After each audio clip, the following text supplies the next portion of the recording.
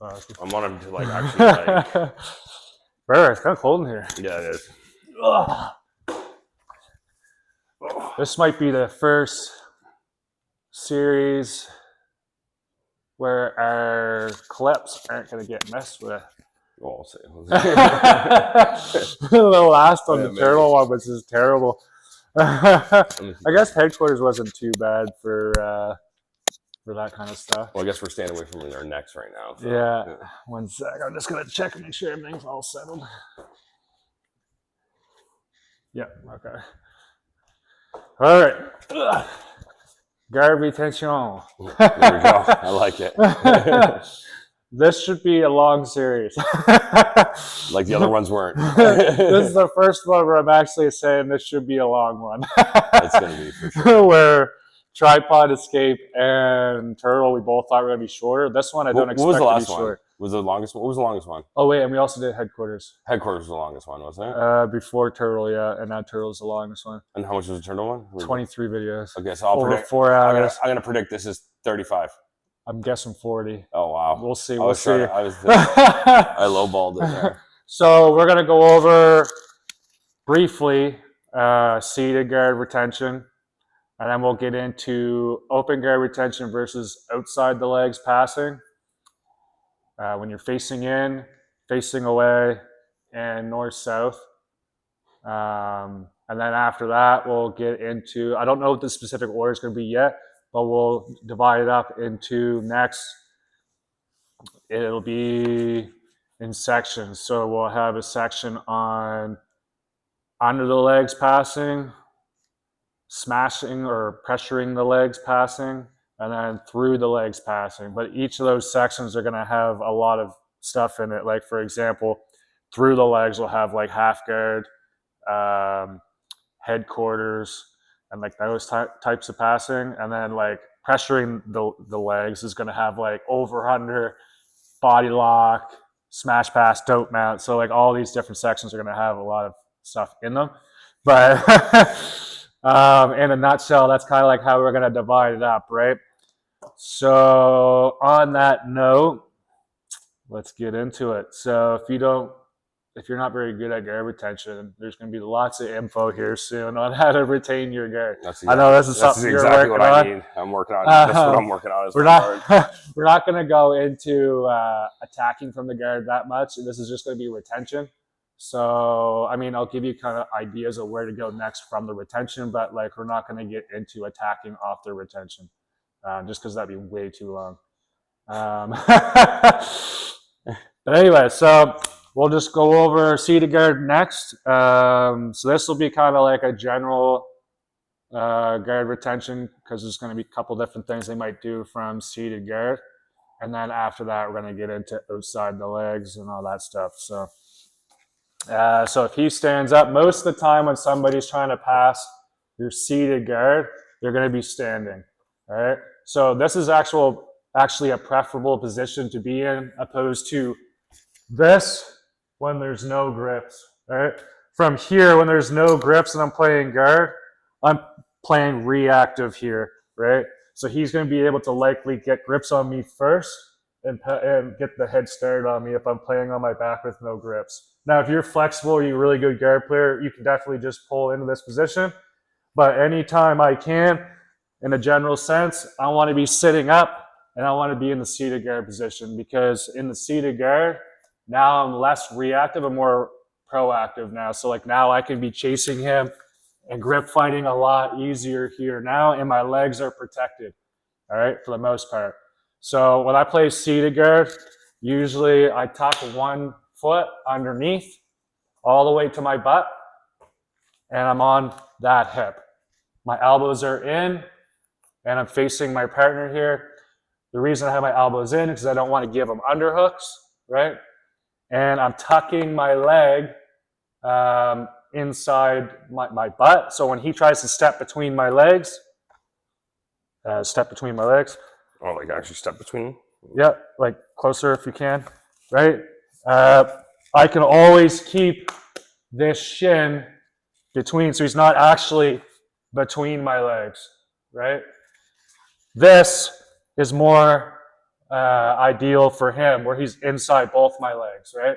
So if he backs up, me having my shin in here like this, when he steps straight in, he's not in between both my legs. He's just in between one of my legs, right?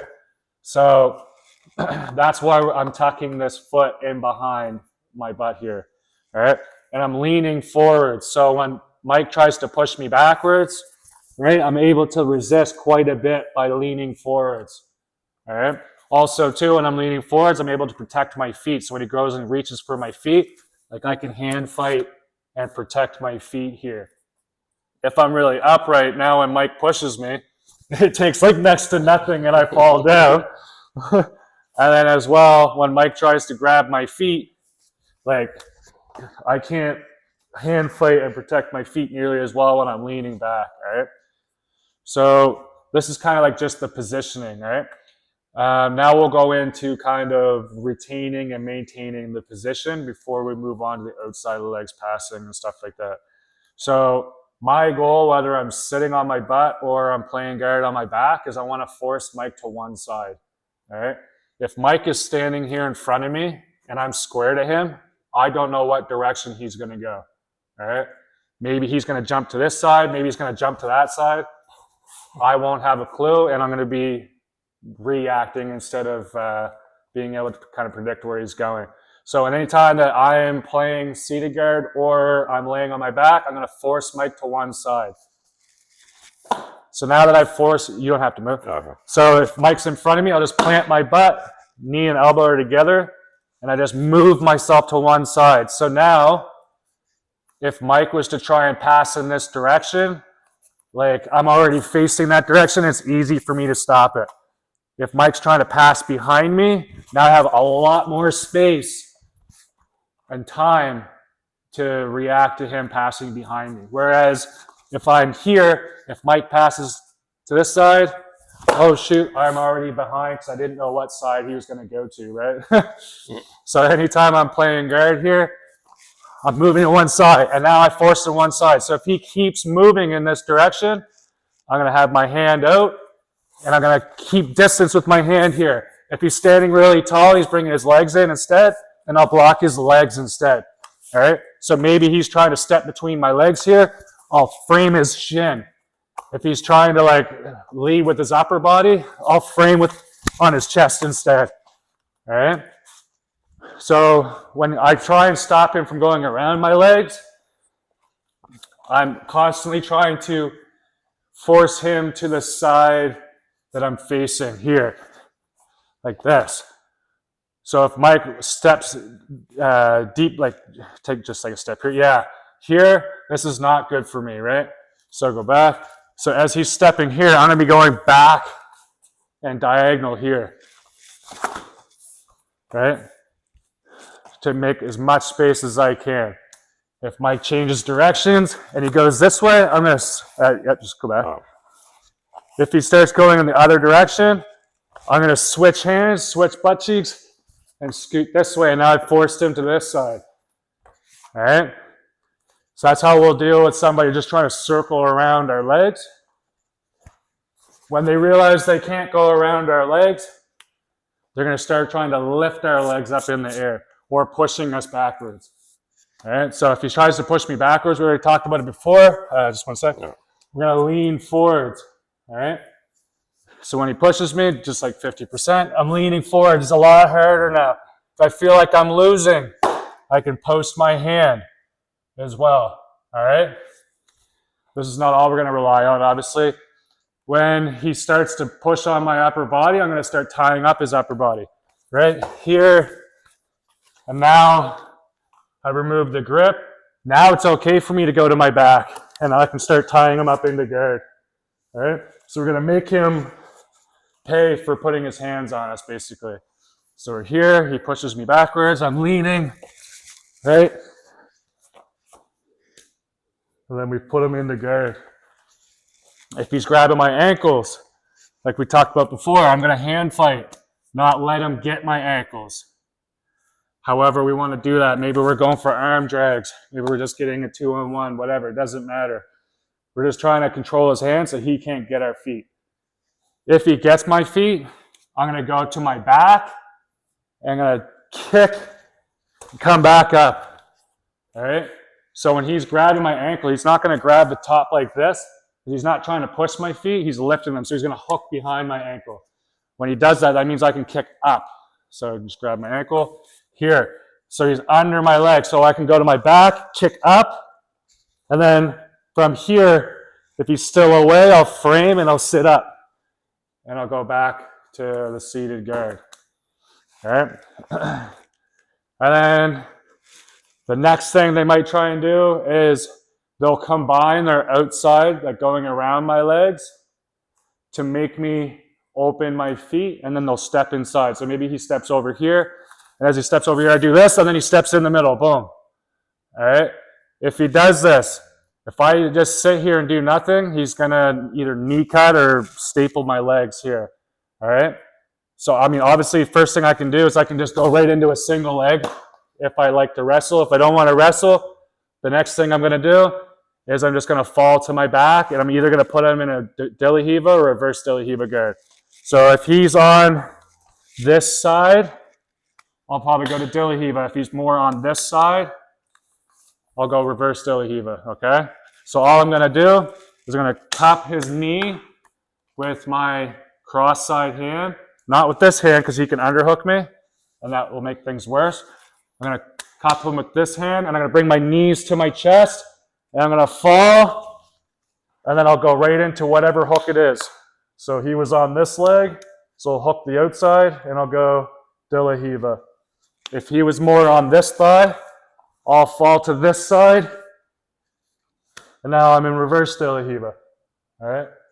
We're not going to go into like what Dillahiva and reverse Dillahiva is because we're just doing guard retention. We also did that in another video. But that's like the reaction we're going to do, all right? The only other things really that they're going to try and do is they're going to try and go for like a rolling guillotine or a rolling Kimura. And we've got videos already on what to do when they wrap your neck and when they go for a Kimura, right? So if I'm here and he goes for a guillotine grip on my neck here, right? Yeah. The next thing I can do is I can just fall to my guard. And I kind of like on there, but yeah, I can kind of untangle it. I can also throw him over the top too. So like if he's here and he's really putting weight on me, right? Like I can just go throw him over the top. So he posted his hand. If he doesn't post his hand, he'll roll over his shoulder, and then we just continue all of our escapes that we did before from the turtle position, right? I can try and wrestle up. Same with the Kimura, when he rolls over his shoulder. Yeah, so roll over your shoulder. Here, into the Kimura. We went over this before the other day. I'm going to connect my hands, extend, and now I can Kimura him, right? Yeah, that's all I forgot about that, that's right. Or I can just use that to strip the grip on my arm. So we're not going to go into too much detail on that stuff because we've already done that in separate videos in the Turtle series. So if you want to know how to defend against the turtle or the guillotine and the Kimura, just watch those videos in the Turtle series. One thing we didn't touch on is if he circles and he manages to get behind me here, yeah. Do I just stand there? Okay. We're going to need to know what to do from here as well, right? So obviously if I can, block his knee or his upper body depending on what's leading, and I'm going to face him again, right? But if I'm not able to, maybe he's made it too far, I'll go to my back, I'm still keeping my hand out, and I'll swing my leg around the corner, and now our legs are back between us again. All right? You do that a lot when we're rolling. So, I just thought of that. so if Mike like manages to like pass behind me before I force him to a side, I'm going to go to my shoulder here. So now I have a structure between my shoulder and my hips. Even if Mike was to put his weight on me, like my butt is able to hold his weight because it's a straight spine. Now from here, I just give him a little bump, and then I swing my leg back, and if his legs are near, I'll start tying him up again. All right? And then the last resort, well, maybe not the last resort, but one of the last resorts is maybe he's not allowing me to lift my hips. So as he goes behind me, I start, yeah, he does this. It's heavy on my hips. I'll go turtle. And now I'm facing Mike again. All right. So I wasn't able to lift my hips. So instead of lifting my hips, I'll just shift my hips and face him instead. All right. So this is all kind of like we're turned away and he's behind us and we're not able to get our legs back in the picture. This is how we'll get them back. All right. So this is all the seated guard. The next one we'll go into is like when we're on our back, how do we stop them from going around our legs?